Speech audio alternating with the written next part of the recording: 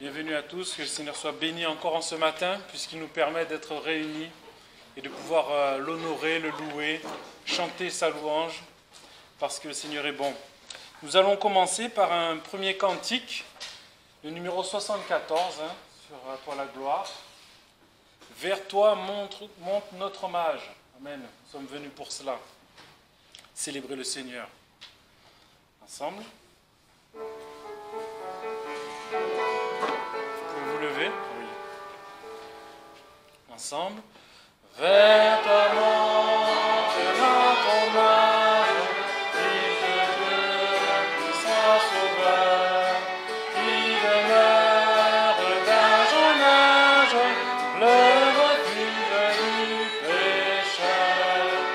Loué soit ton amour, loué soit à jamais, ton nom Jésus, ta gloire et tes bienfaits. Loué soit ton amour, loué soit à jamais, ton nom, ta gloire et tes bienfaits. De toi vient la délivrance, tu créas notre rançon. C'est en toi qu'est l'espérance, la paix et la guérison. Loué soit ton amour, loué soit à jamais, ton nom Jésus, ta gloire et tes bienfaits. Loué soit ton amour, loué soit à jamais, ton nom, ta gloire et tes bienfaits. Par ta divine parole, chaque jour tu nous instruis. C'est par l'Esprit qui console, sûrement tu nous conduis. Loué soit ton amour, loué soit à jamais, ton nom Jésus, ta gloire et tes bienfaits. Loué soit ton amour, loué soit à jamais, ton nom, ta gloire et tes bienfaits. Bientôt glorieuse attente, tu conviens à tous nos vœux. Sur la nuit étincelante, tu viendras à nous des cieux. Loué soit ton amour, ton nom Jésus, ta gloire et tes bienfaits. Loué soit ton amour, loué soit à jamais, ton nom, ta gloire et tes bienfaits. Amen. J'espère que chacun de vous, en ce matin, peut louer les bienfaits du Seigneur. Je vais prier pour le moment de culte que nous allons avoir. Oui, Seigneur, mon Dieu, mon roi, Seigneur, c'est en ton nom, Seigneur, que nous sommes rassemblés en ce matin, afin de te louer, t'exalter, t'honorer. Toi qui es le Dieu de gloire, le Dieu de victoire, Seigneur, toi qui es El Shaddai, le Dieu tout-puissant. Nous n'avons pas oublié, Seigneur, tous les bienfaits que tu nous apportes dans nos vies. Nous n'avons pas oublié, Seigneur, tout ce que tu as fait pour nous chaque jour. Et nous a permis d'ailleurs aujourd'hui d'être présents et réunis en ton nom. Seigneur, nous voulons manifester de la reconnaissance pour toi, Seigneur, par le sacrifice de Christ, Seigneur. Son sang qui a coulé à la croix et qui, par ce sang, Seigneur, nous ouvre la porte du salut. Oui, Seigneur, nous voulons aussi, par ton Esprit Saint, par ton Esprit Saint, Seigneur, comprendre, Seigneur, tout ce que tu as à nous dire, à nous apporter en ce matin. Oui, Seigneur, remplis de ton amour, Seigneur, les vases de nos cœurs, Seigneur, et donne-nous encore par ta parole, Seigneur, à toujours marcher mieux, Seigneur, sur le chemin que tu places devant nous, en sachant compter sur toi et tes bienfaits. Seigneur, je te demande de bénir cette assemblée, Seigneur, de bénir tes serviteurs, de bénir nos frères et nos sœurs, Seigneur, et de par le monde, Seigneur, tu les vois là où ils sont, et je te demande encore, Seigneur, de nous conduire par ton Esprit Saint. Je te prie pour ta gloire, au nom de Jésus. Amen. Asseyez-vous, que le Seigneur soit encore béni. Nous allons poursuivre avec un autre cantique, numéro 42, c'est vers toi que je me tourne. Amen.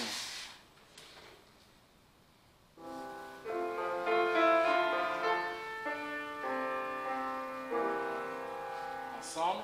C'est vers toi que je me tourne. Je veux marcher dans tes voies. J'élève mes mains pour te rencontrer. Mon cœur désire te chanter. Pour bénir et célébrer ton Saint-Nom, car tu es fidèle et bon. Seigneur, oh Seigneur, je veux te donner. Seigneur, oh Seigneur, Marie à jamais.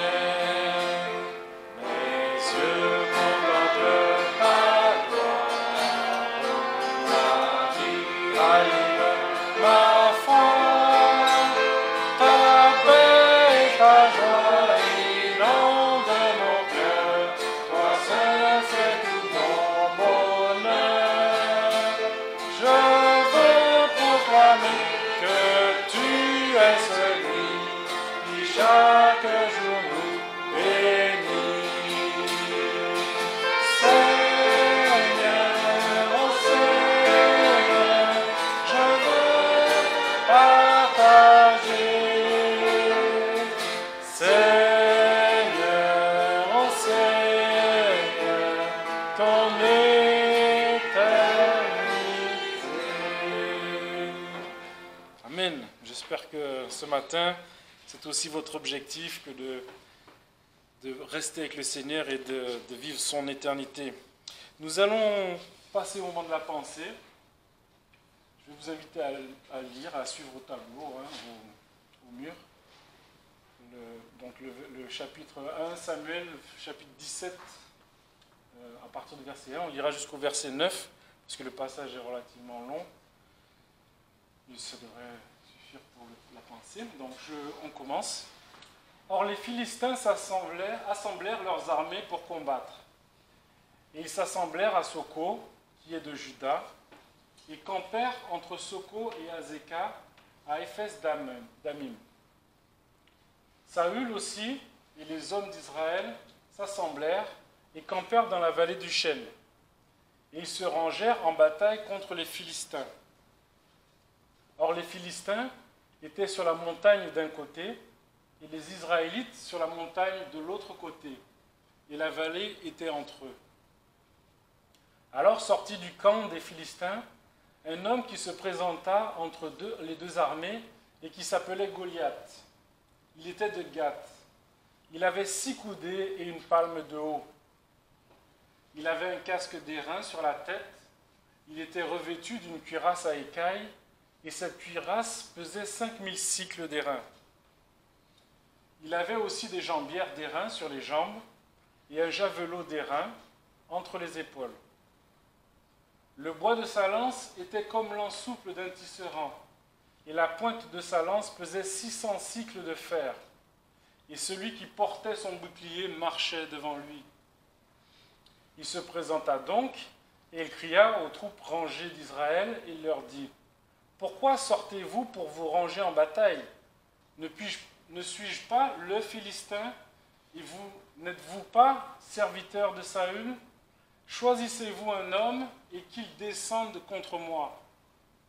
S'il a l'avantage en combattant avec moi et qu'il me tue, nous vous serons assujettis. Mais si j'ai l'avantage sur lui et que je le tue, vous nous serez assujettis et vous nous servirez. Amen, on s'arrête là.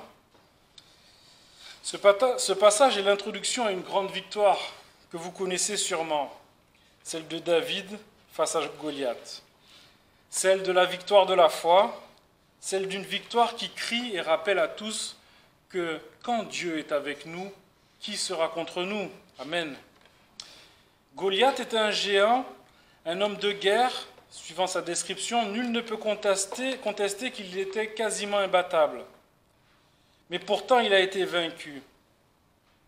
Frères et sœurs, ne soyons pas impressionnés par ce qui nous frappe ou ce qui se dresse devant nos yeux. Mais marchons par la foi en la parole de Dieu avec Christ pour étendard, car ce que nous voyons se dresser devant nous n'est pas insurmontable. Soyons-en certains, car ce qui se dresse devant nous est surmontable avec Christ dans nos vies. Quel est donc ce géant qui se dresse devant nous? Quel est notre Goliath prêt à nous asservir et à faire de nous des esclaves pour le reste de nos vies? Est-ce de la débauche, de l'idolâtrie, de la jalousie, de l'envie, une maladie, un échec, le célibat, notre travail, ou bien encore autre chose? Et chacun saura trouver ce qui représente le Goliath dans sa vie. Quelle place prend-il? Nous éloigne-t-il de Christ? La parole nous dit en Romains 6 au verset 16,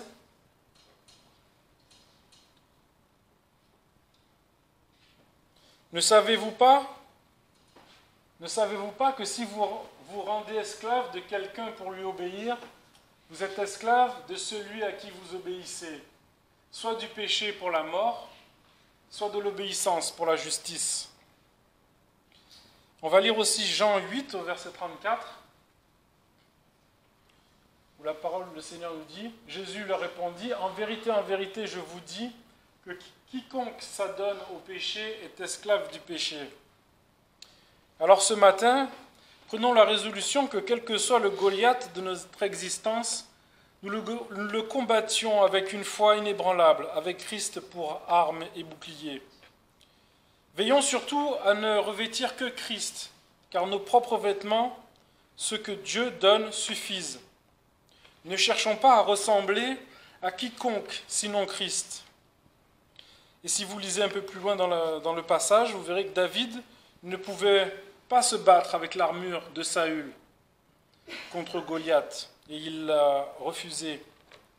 Et soyons rassurés sur la victoire à venir dans le merveilleux nom de Jésus-Christ. Gardons confiance en Dieu. La parole nous dit que l'Éternel combattra pour nous. C'est ce que David se rappelle quand il dit au verset 37, et on va le lire, le même passage, Samuel. L'Éternel qui m'a délivré, voilà. David dit encore, l'Éternel qui m'a délivré de la griffe du lion et de la patte de l'ours me délivrera de la main de ce Philistin. Alors Saül dit à David, va et que l'Éternel soit avec toi. Marchons par la foi en Jésus-Christ, au-devant de toutes les épreuves. Et on va lire le verset 45.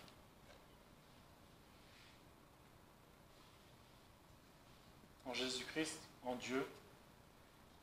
Et David répondit aux Philistins, tu viens contre moi avec l'épée, la lance et le javelot, mais moi, je viens contre toi au nom de l'Éternel des armées, du Dieu des armées d'Israël que tu as insulté.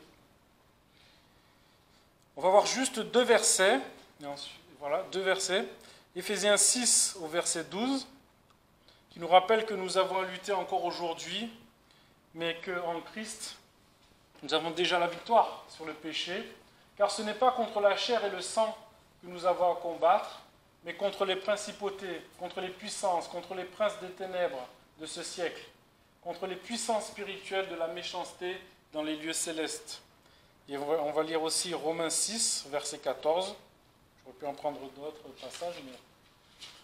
Car le péché ne dominera pas sur vous, parce que vous n'êtes point sous la loi, mais sous la grâce. Frères et sœurs, rappelons-nous que nous devons marcher avec confiance en Christ devant les Goliaths de nos vies et combattre avec Christ pour armes et boucliers.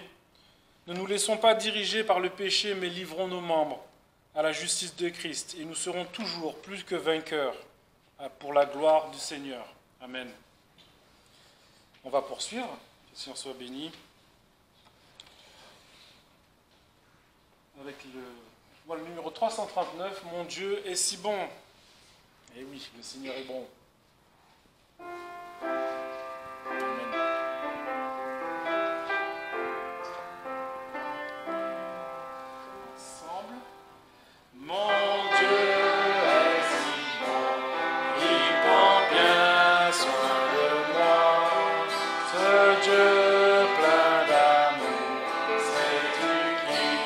Pense à toi et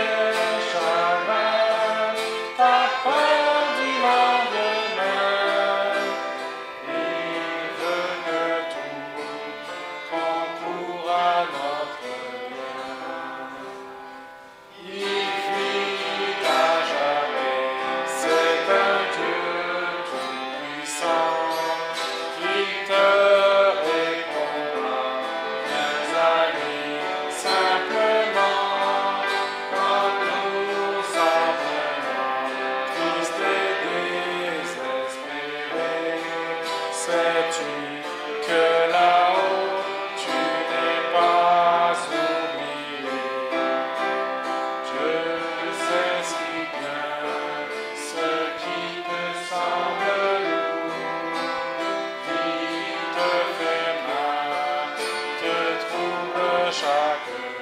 Il connaît tes chagrins, ta peur du lendemain. Il veut que tout concourt à notre bien. Mon Dieu t'aidera, il conduira tes pas.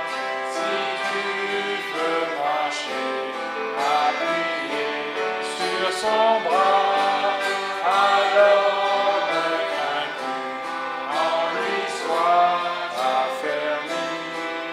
Il accomplira tout ce qu'il a promis. Je sais si bien ce qui te semble lourd, qui te fait mal, te trouble chaque jour. Il connaît tes chagrins, ta peur du lendemain. Il veut que tout concourt à notre bien. Amen. Soyons certains que le Seigneur nous aime et qu'il veut que tout concourt à notre bien. Le verset du mois se trouve ce mois-ci en Colossiens, chapitre 3, au verset 1. Et je vais demander à Anthony de nous le lire.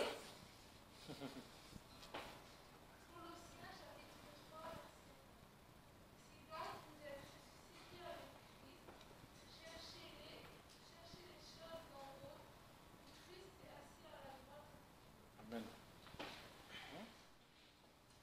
La place pour le message. Rien n'est comparable à toi, mon Seigneur. C'est le numéro 72. À toi la gloire. Amen. Rien n'est comparable à toi, mon Sauveur. Merveilleux. Vous pouvez vous lever pour le chanter. Ensemble. Rien n'est comparable à toi, mon Sauveur. Rien n'est souhaitable comme ta faveur. Sauveur adorable, je t'ouvre mon cœur. Rien n'est comparable à toi, mon Sauveur.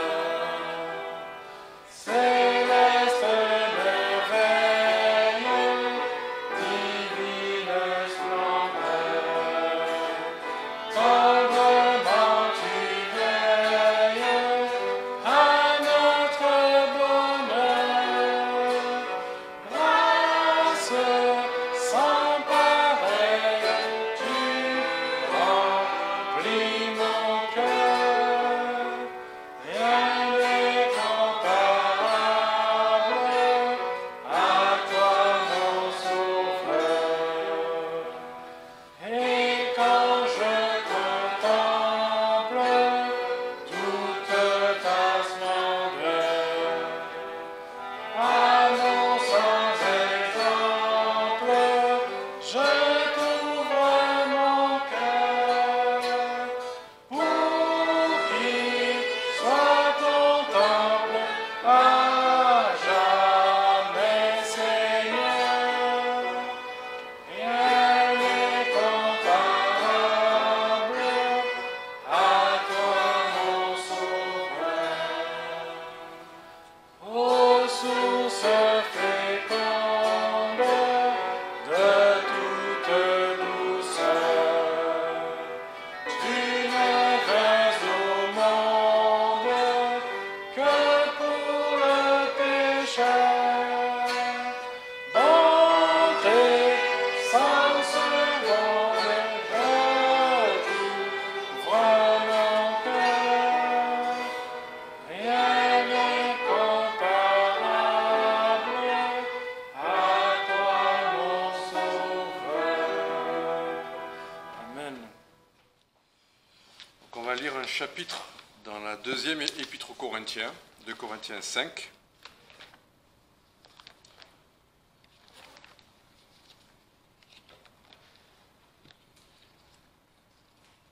Corinthiens 5, je vais prier juste avant la lecture. Seigneur, nous te remercions de ce que ta parole est la vérité, qu'on peut l'ouvrir. Et Seigneur, on peut essayer de l'expliquer, de la comprendre, mais tu veux aussi qu'on la pratique. Il faut aussi disposer nos oreilles et nos cœurs à recevoir ce que tu as à nous dire, si c'est consoler, corriger, faire comprendre, révéler. Seigneur, quoi que tu aies à nous révéler ce matin, eh bien, fortifie tes enfants, encourage-les et amène-les à vivre plus proches, plus dans la foi et plus dépendants de toi, en Jésus-Christ. Amen. Donc, 2 Corinthiens, on va lire tout le chapitre et après on en tirera une explication générale. Nous savons en effet que si cette tente, notre demeure terrestre, est détruite, nous avons dans les cieux un édifice qui est de Dieu, une maison éternelle qui n'est point faite de main d'homme. Car nous gémissons dans cette tente, désirant avec ardeur d'être revêtus de notre domicile du ciel, si toutefois nous sommes trouvés vêtus et non pas nus. Car nous qui sommes dans cette tente, nous gémissons sous le poids, parce que nous souhaitons non d'être dépouillés, mais d'être revêtus, afin que ce qui est mortel soit absorbé par la vie. Et celui qui nous a formés pour cela, c'est Dieu, qui nous a aussi donné les arts de son esprit. Nous sommes donc toujours pleins de confiance, et nous savons que pendant que nous habitons dans ce corps, nous sommes éloignés du Seigneur, car nous marchons par la foi et non par la vue. Mais nous sommes pleins de confiance, et nous aimons mieux quitter ce corps et demeurer auprès du Seigneur. C'est pourquoi nous nous efforçons de lui être agréables, soit que nous demeurions dans ce corps, soit que nous délogions. Car il nous faut tous comparaître devant le tribunal de Christ, afin que chacun reçoive selon le bien ou le mal qu'il aura fait étant en son corps. Sachant donc la crainte qu'on doit au Seigneur, nous persuadons les hommes, et Dieu nous connaît, et j'espère que dans vos consciences, vous nous connaissez aussi. Car nous ne nous recommandons pas de nouveau auprès de vous, mais nous vous donnons occasion de vous glorifier à notre sujet, afin que vous puissiez répondre à ceux qui se glorifient du dehors et non du cœur. Car soit que nous soyons hors de nous-mêmes, c'est pour Dieu, soit que nous soyons de sens rassis, c'est pour vous. Car la charité de Christ nous presse, étant persuadés que si un seul est mort pour tous, tous donc sont morts. Et il est mort pour tous, afin que ceux qui vivent ne vivent plus pour eux-mêmes, mais pour celui qui est mort et ressuscité pour eux. C'est pourquoi, dès maintenant, nous ne connaissons personne selon la chair. Si même nous avons connu Christ selon la chair, maintenant nous ne le connaissons plus ainsi.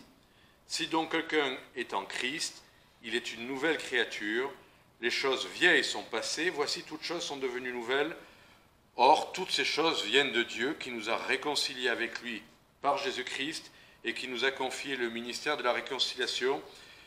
Car Dieu était en Christ, réconciliant le monde avec soi, en ne leur imputant point leurs péchés, et il a mis en nous la parole de la réconciliation. Nous faisons donc la fonction d'ambassadeur pour Christ, comme si Dieu exhortait par nous, et nous vous supplions, au nom de Christ, soyez réconciliés avec Dieu.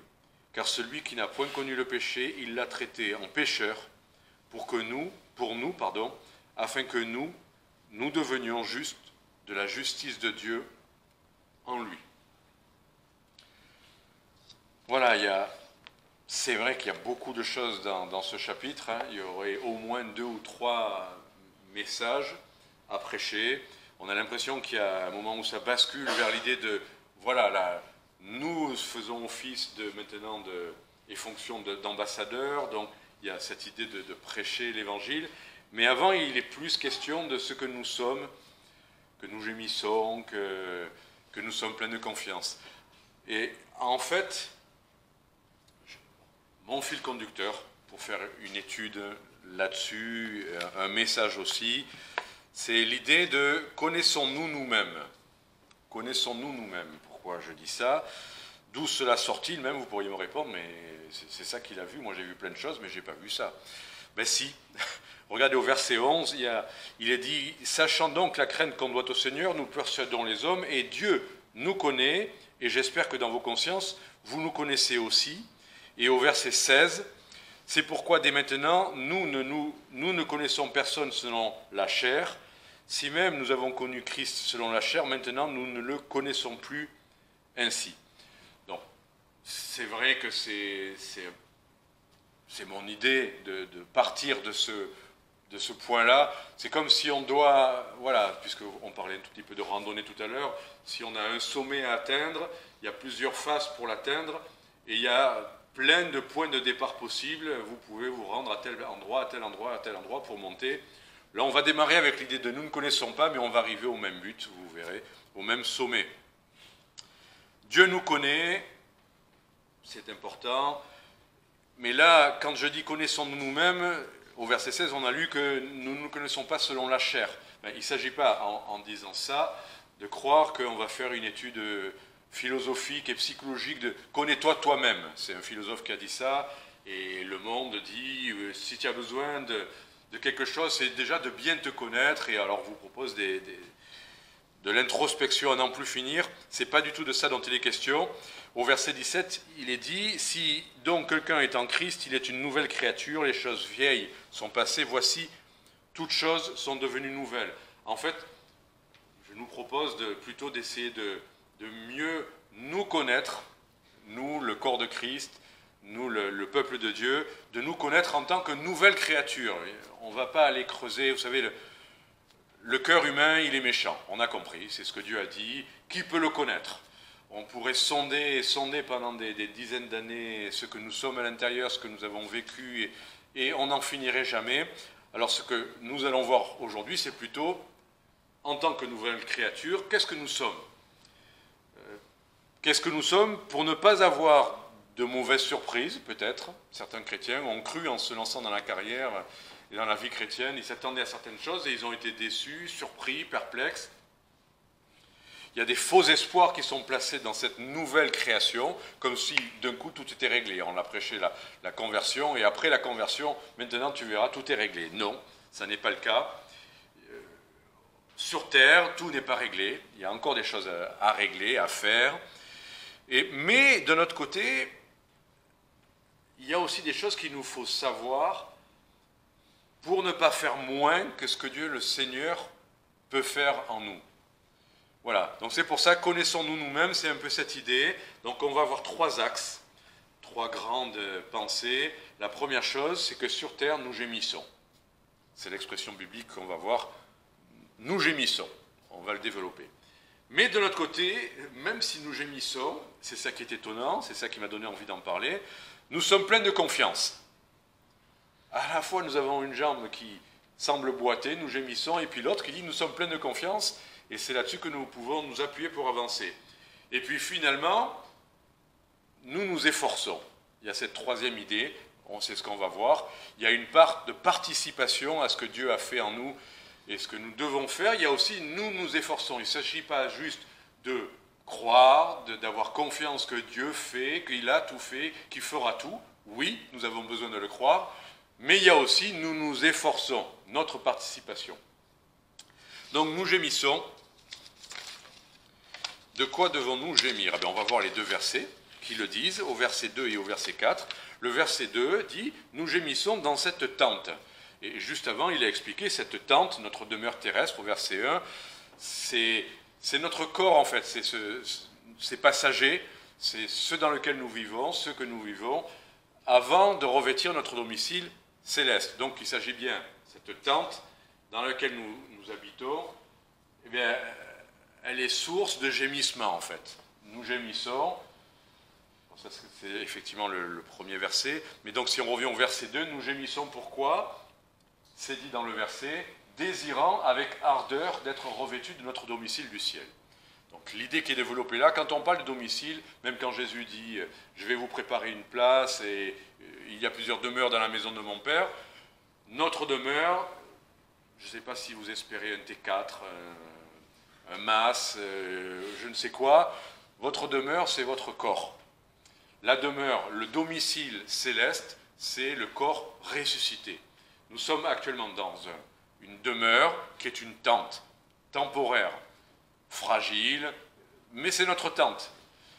Mais c'est en attendant, en désirant avec ardeur enfin d'être dans notre tente, non, notre domicile, pardon, céleste, que ça crée une espèce de tension. Quand on a le désir de quelque chose qui doit venir mais qu'on n'a pas encore, bien sûr, il y a une espérance joyeuse à l'idée de l'expression biblique déloger, de déménager, mais à la fois, cette tension, c'est vivement que, parce qu'il y en a, ça suffit, cette tente-là, ces problèmes, ces difficultés, et cette tension du prochain déménagement, ben peut-être que des fois les dernières semaines sont les plus difficiles parce qu'on a vraiment envie d'y être. Donc, ce gémissement, c'est qu'on est encore dans cette petite demeure, étriqué, fatigué, mais nous savons que nous en avons une merveilleuse qui nous attend, donc ça, quelque part ça nous fait gémir. Et on va voir une autre expression biblique pour cette idée-là, mais le verset 4 précise encore,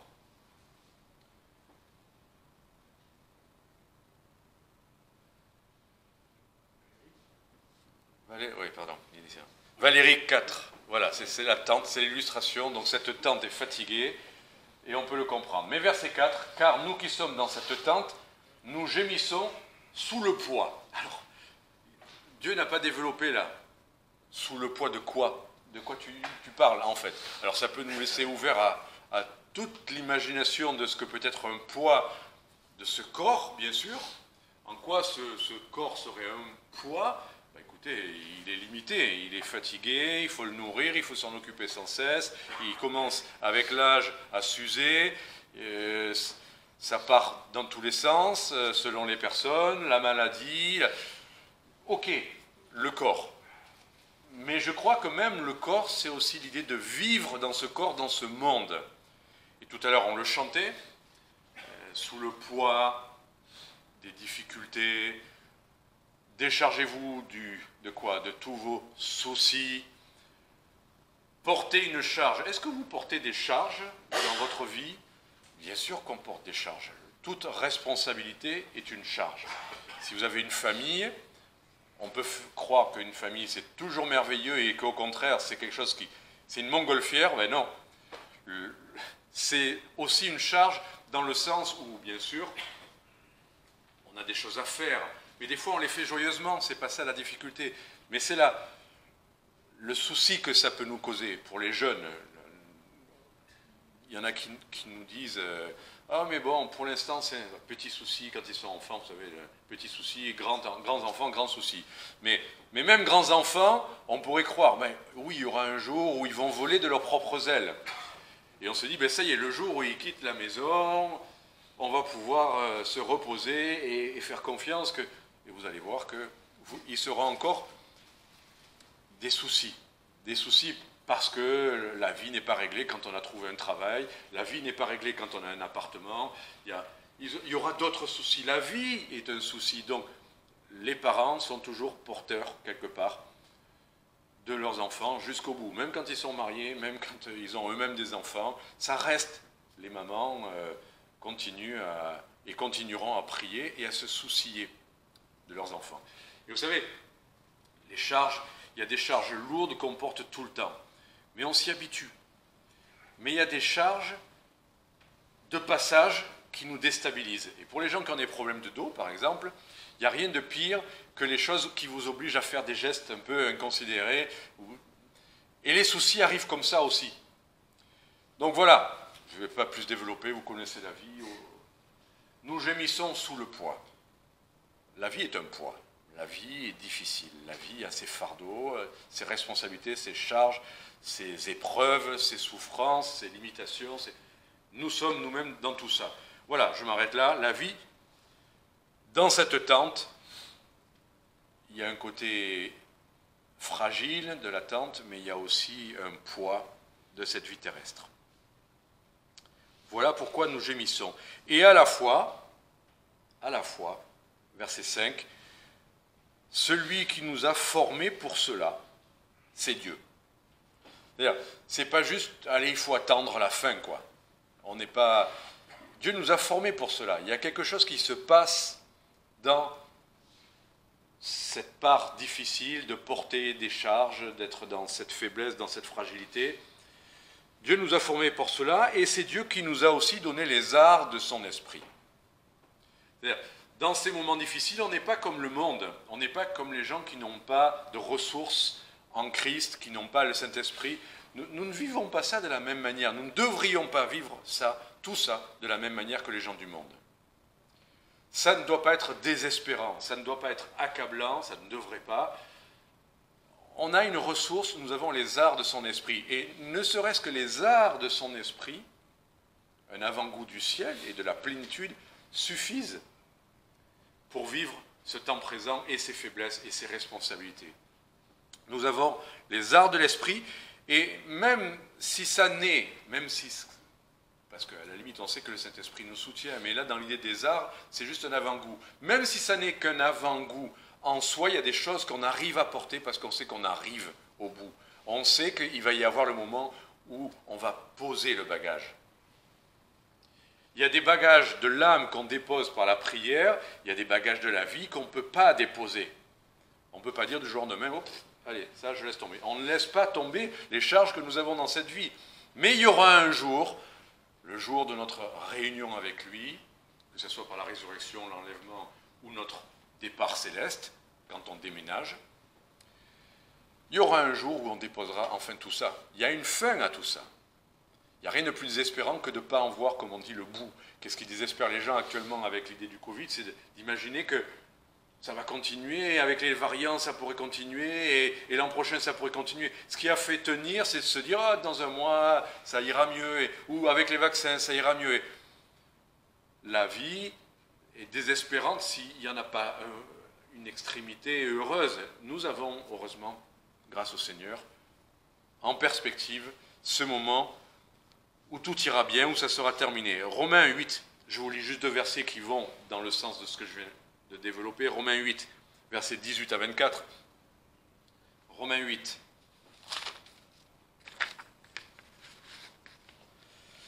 Verset 18.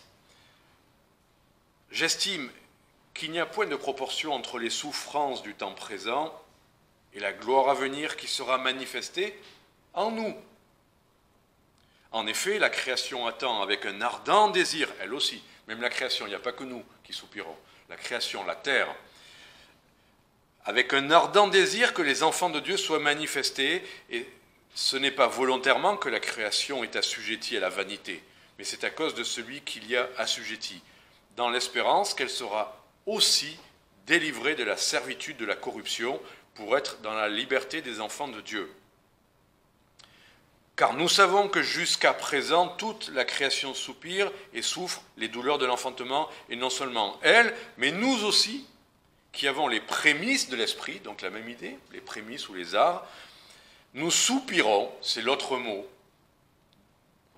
Il y a gémissons ou soupirons, vous choisissez celui que vous préférez, mais ça veut dire la même chose dans la pensée de Dieu. Nous soupirons en nous-mêmes en attendant l'adoption, la rédemption de notre corps. Donc, tant que vous n'aurez pas déménagé, quelles que soient vos difficultés à votre âge, ce corps et toutes ces charges font qu'on doit, au fond, on soupire parce qu'on aspire, on désire, même la création. Donc, si ça peut vous consoler de savoir que la création tout entière est comme vous, comme nous. Ne croyons pas à l'écologie qui dit qu'elle seule souffre. Nous souffrons tous de la corruption. Nous souffrons tous de l'esclavage. La création aussi. Et elle sait, étonnamment, la création, enfin, Dieu le dit, que la création est au courant, que ça va aussi changer et que quand nous serons révélés, ça je crois, ça ce sera plutôt au moment du retour de Jésus-Christ, pas à l'enlèvement, mais en tout cas, il y aura un moment donné où elle aussi cessera de soupirer. Et il y aura les nouveaux cieux et la nouvelle terre. Bon. 1 Corinthiens 15, 42 et 43, un deuxième verset. 1 Corinthiens 15, 42 et 43.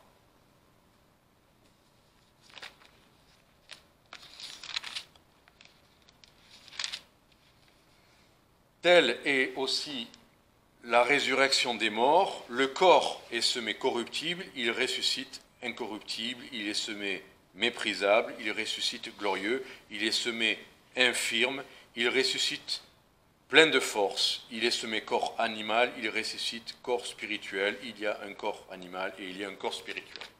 Voilà ce que le Seigneur nous dit.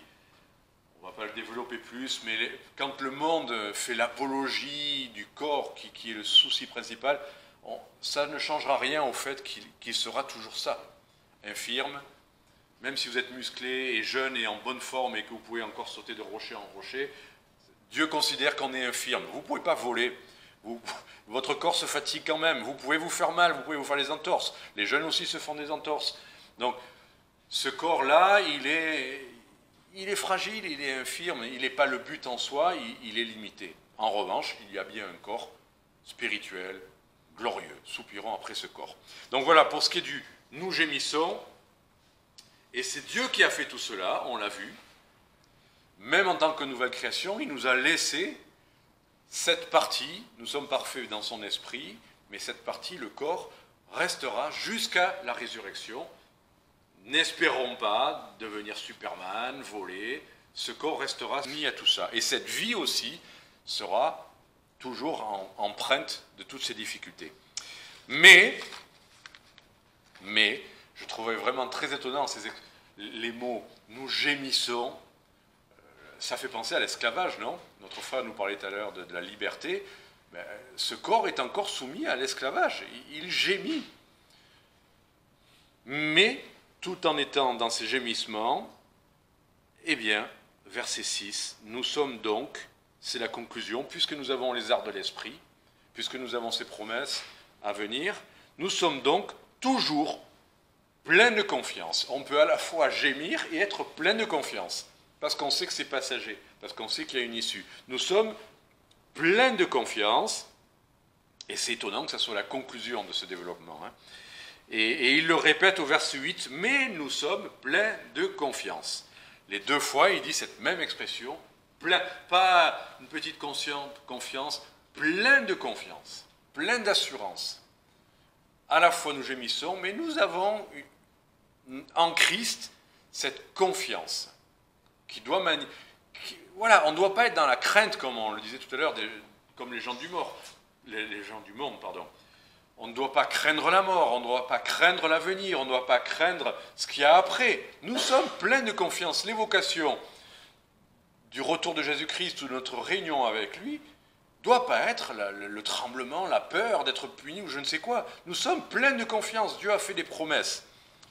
Et Dieu s'est engagé, il s'est engagé pour ce déménagement-là, à venir nous chercher, c'est ce que Jésus-Christ a dit, je reviendrai et je vous prendrai avec moi. Donc pas de problème pour le déménagement. Et je vous ai préparé une demeure. Voilà, ne vous inquiétez pas non plus. Pas de problème non plus pour l'emménagement. C'est bon ça à savoir. Hein. Si vous deviez déloger un jour, moi l'idée de déménager peut-être un jour de notre appartement, j'ai déjà mal au dos à l'avance.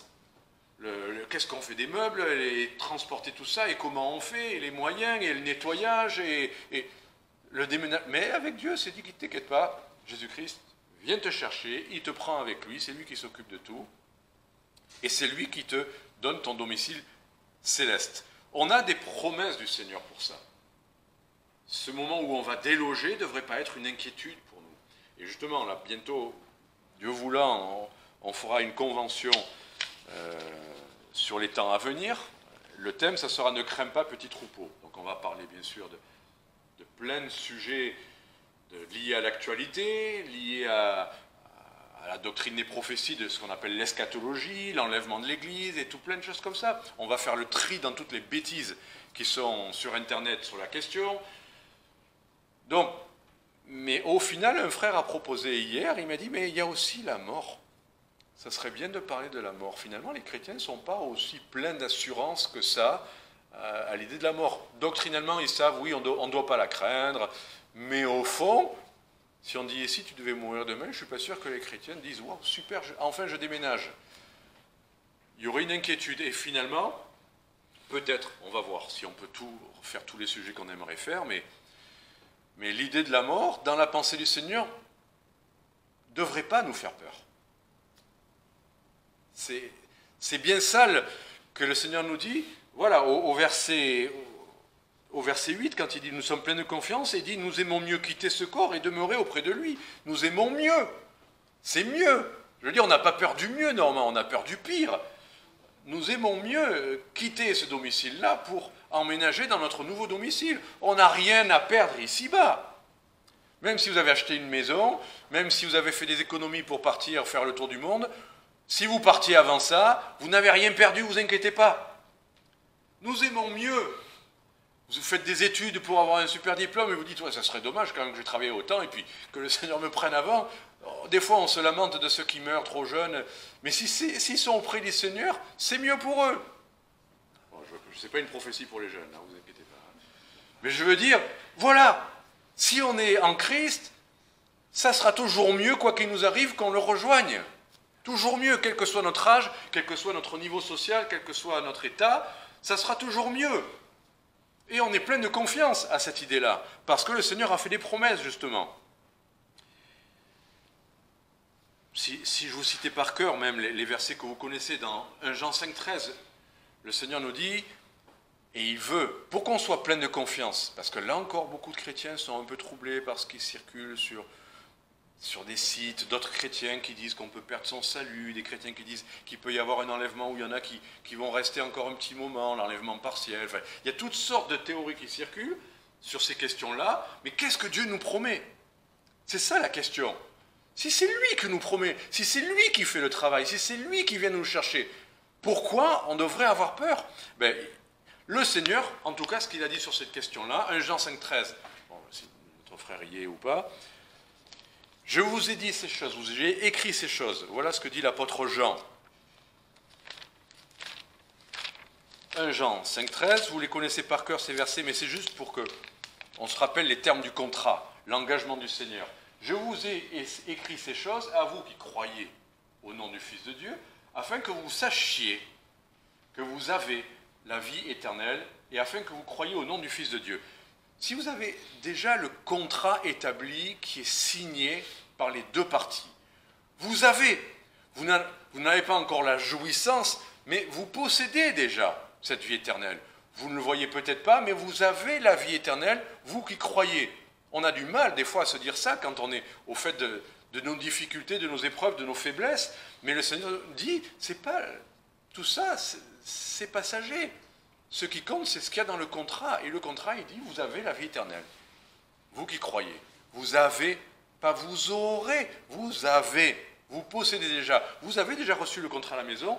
Votre logement est prévu. Tout est prévu. Vous avez déjà. Et si on veut être encore plus clair, Jean, l'évangile de Jean. Là, je vais aller un peu plus vite, mais Jean chapitre 10, verset 27. Voilà ce que celui qui a établi le contrat, voilà ce qu'il nous dit. Mes brebis entendent ma voix, et je les connais, et elles me suivent. Je leur donne la vie éternelle. C'est Dieu qui parle, c'est Jésus-Christ, bien sûr, le bon berger, mais c'est Dieu qui parle. Je leur donne. Il n'a pas dit je leur vends, ou s'ils ont bien fait, je leur donne la vie éternelle, elles ne périront jamais, et nul ne les ravira de ma main. Nul ne les ravira de ma main. Et si ça ne nous suffisait pas que Jésus-Christ nous le dise, lui qui est le Fils de Dieu, il dit, vous êtes mes brebis, vous m'appartenez, j'ai donné ma vie pour vous, maintenant je vous donne la vie éternelle et personne ne vous ravira de ma main. Vous avez encore un petit doute? Alors il insiste. Verset 29, mon Père qui me les a donnés est plus grand que tous, et personne ne peut les ravir de la main de mon Père. Personne ne peut les ravir de la main de mon Père, de la main même de Dieu, qui pourrait enlever quoi que ce soit, qui que ce soit, de la main de Dieu qui nous tient dans sa main. Romains 8, vous connaissez, on va le relire Romains 8, versets 38 et 39.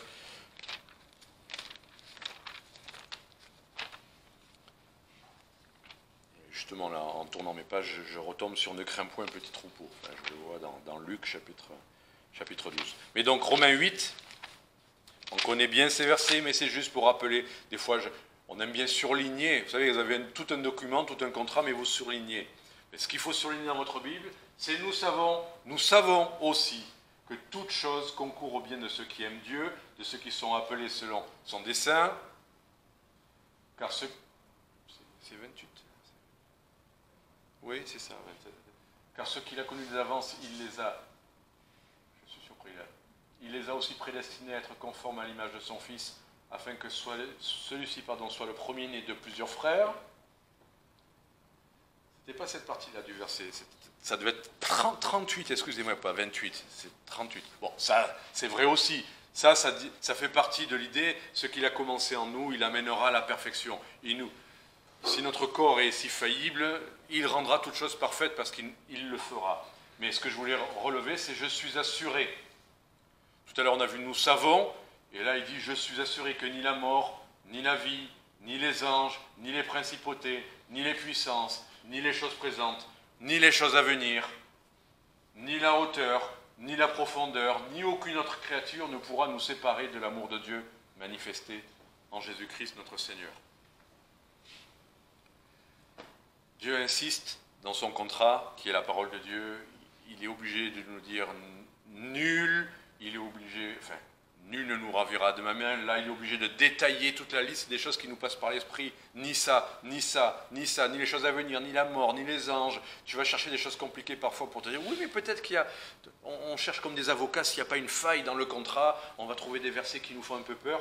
Mais là, Dieu dit, mais attends, comment je peux être plus clair?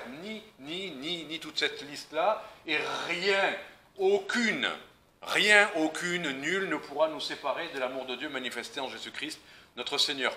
Quand Paul dit « nous sommes pleins de confiance », c'est qu'il a compris les termes du contrat.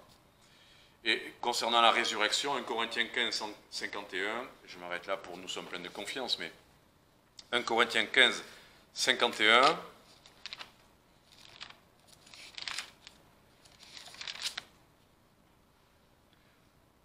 voici, je vous dis un mystère, nous ne mourrons pas tous, mais nous serons tous changés en un moment, en un clin d'œil, à la dernière trompette, car la trompette sonnera et les morts ressusciteront incorruptibles et nous serons changés. Nous serons tous changés. Tous les vrais chrétiens, tous les vrais enfants de Dieu.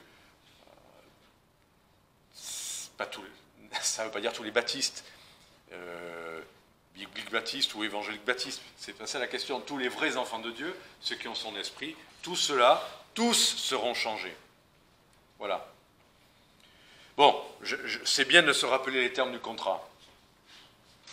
Il y a ces mots nul, nul ne ravira, rien ne pourra nous séparer, et tous nous serons changés.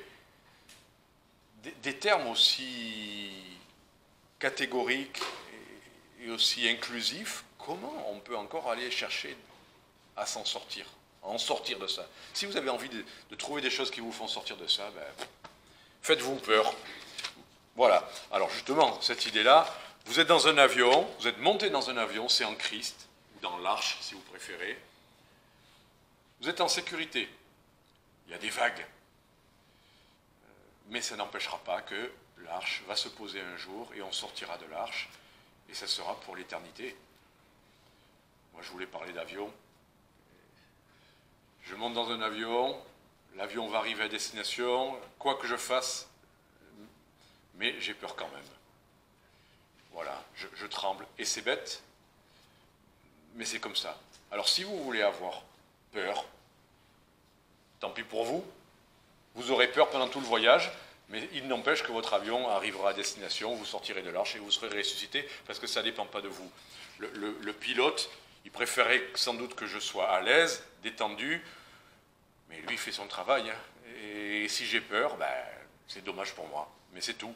Ça ne changera rien de plus. Et je termine avec, puisque nous sommes pleins de confiance, là je parlais d'avion, alors qu'est-ce qu'on fait? Alors on est dans l'avion et on attend d'arriver. Non. C'est pour ça que l'image de l'avion a ses limites. Nous nous efforçons. Nous avons quand même des choses à faire, pas pour arriver à destination, pas pour le déménagement, pas pour la demeure qui nous attend. Ça, c'est pas notre part. Mais notre part, c'est quoi? Nous nous efforçons. C'est au verset, on revient donc dans 2 Corinthiens 5. Verset 9, quoi? Nous nous efforçons de garder toute la loi, nous nous efforçons de lui être agréable.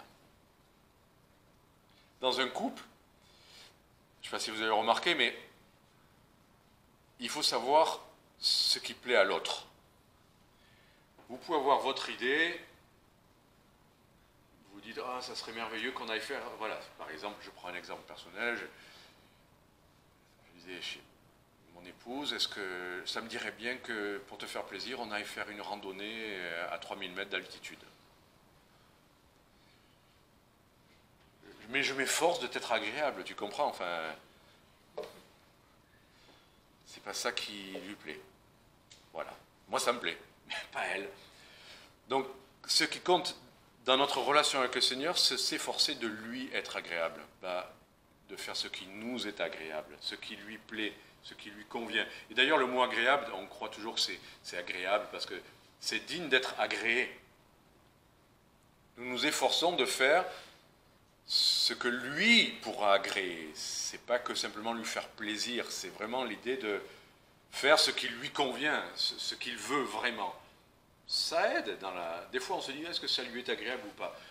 Regardez dans la Bible toutes les choses qui lui sont agréables, les choses qu'il nous a dites catégoriquement. Vous voulez savoir ce qui plaît à l'autre, vous n'avez qu'à l'écouter. Ne cherchez pas en vous, est-ce que ça lui plairait pas? En général, la personne, elle a laissé quelques données pour que l'autre sache ce qui lui est agréable.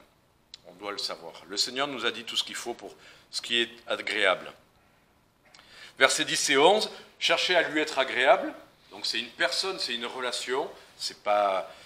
Ça n'exclut pas qu'il nous faut tous comparaître, et donc là l'image du couple, on l'oublie, il nous faut tous comparaître devant le tribunal de Christ, afin que chacun reçoive selon le bien ou le mal qu'il aura fait, étant en son corps, sachant donc la crainte qu'on doit au Seigneur, nous persuadons les hommes. À la fois, notre but maintenant, nous, c'est s'efforcer de lui être agréable, mais il y a aussi un enjeu éternel. Oui, c'est lui qui viendra nous chercher, c'est pas l'éternité qui est en jeu. Oui, c'est lui qui nous donnera une demeure. On est d'accord avec tout ça c'est par grâce. Mais il y a quand même des choses, ce qu'on fait avec notre corps, il y a des conséquences de choses que nous recevrons, nous ne recevrons pas. Il est question des récompenses, vous le savez, c'est écrit, tout un chapitre dans 1 Corinthiens.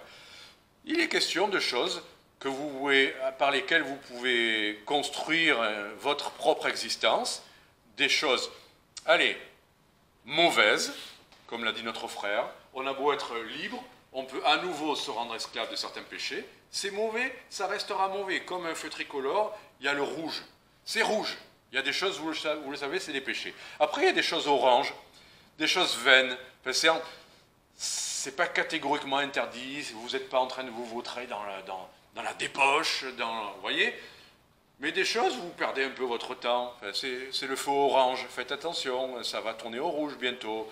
Mais oui, mais c'est pas loin du vert. Oui, mais c'est pas... Vous pourriez mieux utiliser votre temps, par exemple. Il y a des choses qu'il faut, dans ces listes-là, il faut se reposer, il faut renouveler les forces de notre corps, il faut avoir des temps en famille. Ça, c'est dans le vert. Il n'y a pas de souci avec ça. C'est chacun qui doit savoir ce qui est orange dans tout ça. Donc la crainte qui lui est due, c'est à vous de voir. Vous savez qu'un jour, il y aura un tribunal où chacun recevra. Chacun. Ne regardez pas les voisins, chacun. Ça devrait vous aider à faire des efforts parfois, de savoir qu'il y a des conséquences à ce que vous faites. Des fois, dans la vie chrétienne, moi je vois ça comme un courant. Il y a un courant, il faut ramer quand même. Il faut quand même ramer, on a des choses à faire. Et si d'un coup vous arrêtez de ramer parce que vous n'êtes pas content, vous avez envie de faire autre chose, le courant vous ramène en arrière et vous savez qu'il va falloir ramer plus pour remonter. C'est dommage. C'est dommage, vous êtes un peu écarté, vous êtes laissé aller, c'est dommage. Le Seigneur dit qu'on lui doit encore la crainte. À la fois, il est gracieux, il nous aime, mais on lui doit une certaine crainte. Pas la crainte du feu qui va tomber du ciel pour nous envoyer en enfer, ou de la terre qui s'ouvre sous nos pieds et qui nous engloutit. La crainte qu'on doit à un père qui a quand même des règles et auquel on doit rendre un certain hommage, un certain respect.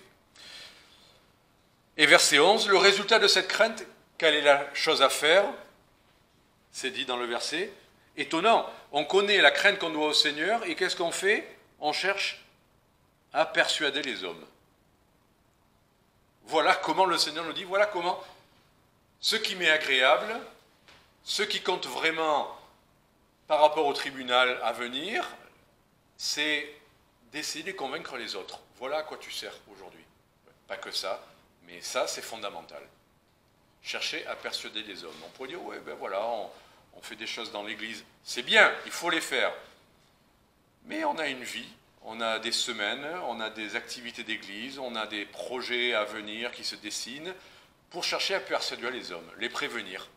On est comme, tout à l'heure on parlait de l'arche, on est comme la génération qui précède le retour de Christ, ou la tribulation, l'enlèvement, et nous on sait que bientôt ça va arriver. Alors qu'est-ce qu'on fait? Est-ce qu'on en profite pour bichonner notre petite chambre dans l'arche, mettre des... Vous voyez, penser à tous les petits détails pour que ça soit plus agréable, ou est-ce qu'on est plutôt en train de penser qu'ils écoutent ou qu'ils n'écoutent pas, qu'ils croient ou qu'ils ne croient pas, on cherche à les persuader. On pourrait dire, ah Seigneur, mais tu vois, celui-là, il écoute, il n'a pas l'air vraiment intéressé. Alors, je laisse tomber. Celui-là, il le prend un peu à la rigolade. Alors, je le laisse tomber. Celui-là, il m'a dit qu'il viendrait, il n'est pas venu. Alors, je laisse tomber. Celui-là, il a des arguments contre. Alors, je laisse tomber. On cherche à persuader. Il y a un effort à fournir là-dedans. Il faut qu'il voit qu'on y croit vraiment. Parce que si vous dites, tu sais, il y a un enfer, tu ne crois pas, bon, tant pis. En réalité, si votre appartement est en feu et que quelqu'un est dans une chambre, vous n'allez pas faire... Il y a l'incendie, là, tu devrais sortir. Ah, je suis fatigué, je dors. Ah bon, je ne vais pas te déranger. Hein. Il faut savoir de quoi on parle. Alors, Paul dit, nous cherchons, nous persuadons les hommes. Persuader, il faut y mettre du cœur, et même, on va voir un peu plus loin, il parle de la réconciliation, au verset 18. Toutes ces choses viennent de Dieu qui nous a réconciliés avec lui par Jésus-Christ, qui nous a confié le ministère de la réconciliation. Dieu était en Christ, réconciliant le monde avec soi. Bon, on voit qu'il est question de la réconciliation. De quoi on doit les persuader? Sans doute du jugement à venir pour ceux qui ne croient pas, mais notre message, c'est la réconciliation. Ce dont on doit les persuader, c'est que Christ est venu, ou Dieu est venu en Christ, et il nous a réconciliés. On n'a pas à rester sous la culpabilité, on n'a pas à rester dans la crainte. Notre message, c'est l'évangile, et c'est bien ce qu'il dit après, nous faisons la fonction d'ambassadeur pour Christ, comme si Dieu exhortait par nous, et il dit, quand on cherche à persuader, on comprend qu'une joute intellectuelle, verbale d'arguments. Des fois, c'est pas ça. Il dit, nous vous en supplions, au nom de Dieu, soyez réconciliés avec Dieu, au nom de Christ. Nous vous en supplions. On n'est pas dans un débat théologique à prouver que nous, les chrétiens, c'est mieux que les musulmans, ou je ne sais quoi, d'avoir Si on a dans le cœur cette idée de supplier au nom de Christ, je ne vous dis pas qu'on doit se mettre à genoux littéralement devant les gens, on vous en supplie, encore que... Mais si on veut, vous voulez sauver quelqu'un qui aurait peut-être besoin d'un médicament et qui ne vous croit pas, vous le laissez parler, vous ne cherchez pas à convaincre. Si vous cherchez à le convaincre, peut-être que la personne va toujours trouver des arguments contre. Cherchez juste à placer, dans le bon sens du terme, l'évangile. On n'est pas dans un combat pour avoir raison, on est là. Comme l'apôtre le dit, nous vous en supplions au nom de Christ, soyez réconciliés avec Dieu. On veut qu'il soit sauvé, qu'on ait montré de la faiblesse dans la discussion, qu'on ait donné l'impression qu'on est moins intelligent, ou qu'on a moins d'arguments, ou que... Peu importe. Qu'est-ce qui compte? C'est qu'ils soient sauvés, pas qu'on soit les plus forts. Voilà. Et donc, puisque nous avons ce message de réconciliation, Dieu est venu jusqu'à nous, il aurait pu nous soumettre. Il n'avait qu'à se montrer comme il était. Et c'est sans arrêt ce que le diable lui disait, mais vas-y, montre-nous que tu es le plus fort en sautant du temple ou sur la croix. Vas-y, descends de la croix, montre-nous qui tu es, montre-nous que tu es bien le Messie. Et Jésus-Christ, il n'est pas descendu de la croix, il est resté sur la croix, faible, humilié. Il y est resté, il n'a pas écouté ce qu'il lui disait de descendre et de prouver quoi que ce soit. Il avait à faire quelque chose, et nous avons à faire quelque chose. Et s'il faut prendre le risque d'avoir tort, d'être plus petit, peu importe, si on dépose auprès du cœur des gens l'évangile vraiment. Alors voilà, on a un programme, on a les termes du contrat, le Seigneur dit ok, c'est vrai que vous allez, nous gémissons. C'est pas facile toujours, mais nous sommes pleins de confiance parce qu'il y a une issue et une récompense merveilleuse qui nous attend, qui est éternelle. Nous allons déménager, vivement ce déménagement. C'est le mieux. Mais en attendant, nous nous efforçons de plaire au Seigneur, de lui être agréable, de faire ce qui lui plaît, dans les bonnes règles. Et c'est ça notre, je pense, le plus urgent. Il faut se réunir, il faut louer le Seigneur, on a plein de choses à faire. Mais notre vie, c'est cette mission. Nous avons reçu une mission, c'est celle-là. Et c'est bien de celle-là dont il fait référence, auquel il fait référence, en parlant du tribunal, et après immédiatement en disant, puisqu'il y a un tribunal, nous cherchons, nous persuadons les hommes. Voilà. J'aime bien l'expression, il nous a confié ce ministère. Il aurait pu le confier à des anges, qu'il aurait fait sans la moindre faiblesse, mais qui n'auraient peut-être pas eu le cœur que nous avons, nous, d'avoir d'abord été réconciliés, d'avoir d'abord été aimés. On peut parler de quelqu'un qui nous a aimés, quelqu'un à qui on veut plaire, on peut parler de quelqu'un qui nous a sauvés, et c'est ce ministère-là, parce qu'on l'a reçu, on peut en parler. Les anges n'ont pas été sauvés, nous avons été sauvés. Nous pouvons parler de la grâce. Celui qui a écrit Amazing Grace, c'était un esclavagiste, il peut parler de ce que c'est qu'être pardonné par grâce. Et Dieu ne s'est pas trompé en nous le confiant.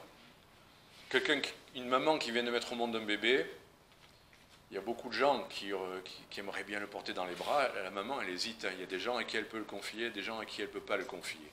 Mais elle le confie, en général, en sachant bien qui peut le porter. Le Seigneur nous a confié l'Évangile. Il ne s'est pas trompé. L'Église n'est pas parfaite, nous ne sommes pas parfaits. Nous sommes pleins de faiblesses, nous gémissons, nous avons des soucis. Mais il nous l'a quand même confié. Alors, des fois, il faut laisser tomber le reste pour pouvoir avoir tous ses bras pour prendre l'Évangile à bras-le-corps. Voilà. Plaider en Christ avec Dieu. Que le Seigneur vous bénisse. Et efforçons-nous, malgré nos gémissements, et avec notre confiance, efforçons-nous de lui être agréable. Que le Seigneur vous bénisse. Soyons agréables au Seigneur. Nous allons poursuivre et pour clôturer ce moment de culte avec le dernier cantique. Celui qui met en Jésus de pleine confiance. C'est ce que nous devons faire.